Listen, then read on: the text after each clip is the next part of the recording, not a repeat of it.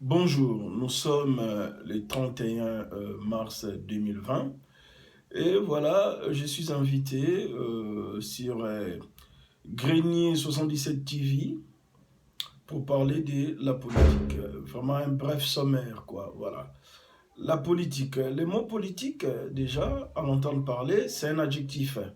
C'est relatif, dont on essaye de donner une définition. C'est relatif à l'exercice du pouvoir dans une société organisée. Mais les mots politiques, quant à moi, ça rime avec les mots amour. Amour, les Écritures nous disent que, voilà, aimez-vous les uns et les autres. Donc, c'est les maîtres mots qu'on nous a laissés. On ne peut rien faire sans l'amour. Quand il y a l'amour, des fois il y a la passion. Hein? Parfois il y a la passion, il y a la niaque, la volonté ardente d'arriver. Voilà. Donc, la politique rime avec amour. Donc, il faut qu'on s'aime déjà soi-même et puis aimer les autres. Parce que c'est les autres qui vont vous élire dans le cadre d'un gouvernement. Euh, et puis par la suite, vous allez faire des choses ensemble ou des choses à destination d'une population. Donc, faut avoir de l'amour du prochain. On ne peut pas venir faire la politique ou en politique sans s'aimer déjà soi-même, sans aimer les autres. Parce que ce qu'on fera, ce qu'on mettra en œuvre, c'est au profit des autres. Il faut que ce soit bénéfique aux autres, ou à la population, ou à la société. Donc, utilisez les mots que vous voulez. Voilà.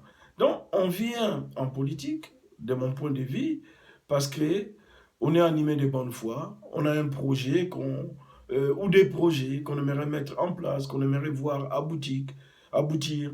Voilà. Donc, on est animé.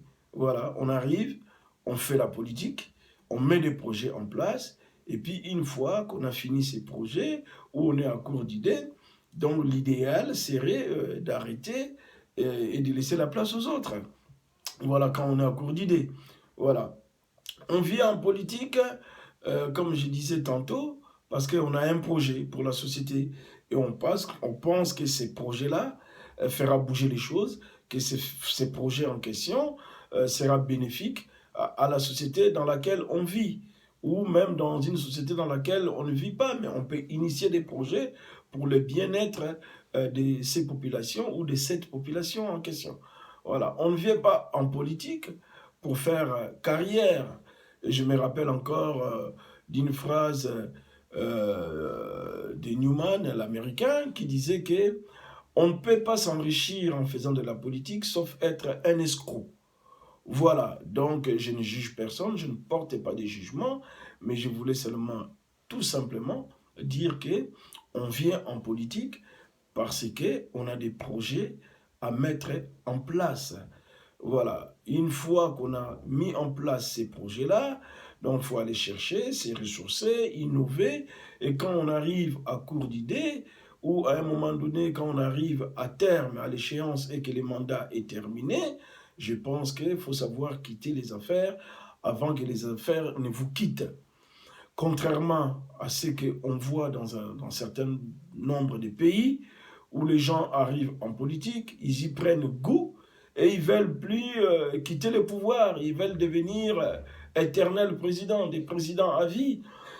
Pardon, excusez-moi, il y a certains même qui pensent, qui font la confusion, qui pensent que, bon, voilà, la République deviendrait ou serait un royaume ou l'empire. Mais voilà, or, ce n'est pas le cas. Donc, des fois, il y a confusion, on prend goût du pouvoir, on s'enrichit, on ne pense pas aux autres, et puis c'est comme ça qu'il y a eu la Révolution française.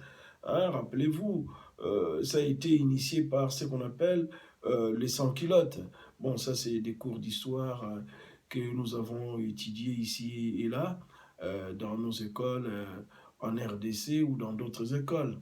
Voilà. Donc, l'idéal serait, vous arrivez en politique, vous initiez des projets, les mandats arrivent à échéance, vous essayez de renouveler votre mandat, si vous êtes élu, vous continuez, mais à un moment donné, il faut être réaliste, il faut arrêter et laisser la place aux autres. Donc, il ne faut pas venir en politique faire carrière Voilà, on vit ça souvent en Afrique, où on a des présidents, parfois aussi dans certains pays d'Europe, hein, on voit des maires qui sont là depuis 24 ans, depuis 30 ans, ils y prennent goût, et puis ils confisquent les pouvoirs, et ils pensent dans leur tête qu'ils sont les meilleurs, il n'y a que pour faire des bonnes choses ou pour mettre des choses en place. Non, désolé, je pense que ça devrait bouger.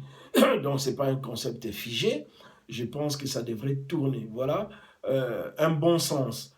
Donc, venir en politique pour ne pas être carriériste, pour ne pas faire carrière, venir pour mettre des choses en place, mettre des projets en place, une fois que c'est fait, une fois fatigué, laisser la place aux autres. Une fois qu'on est à court d'idées, laisser la place aux autres.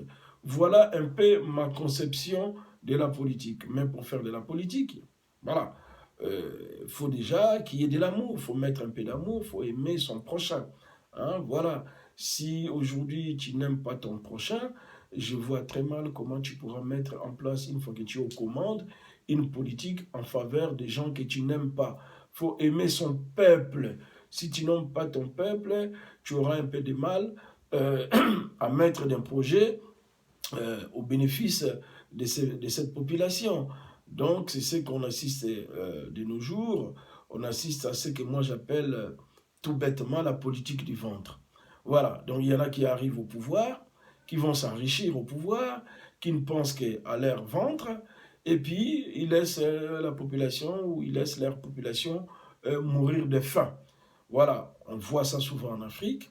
On a cette problématique-là qui n'est pas encore résolue jusqu'à ces jours. Donc, qu'est-ce qui se passe? On assiste à un phénomène où les présidents africains dépouillent leur peuple, leur population, donc ils vont s'enrichir.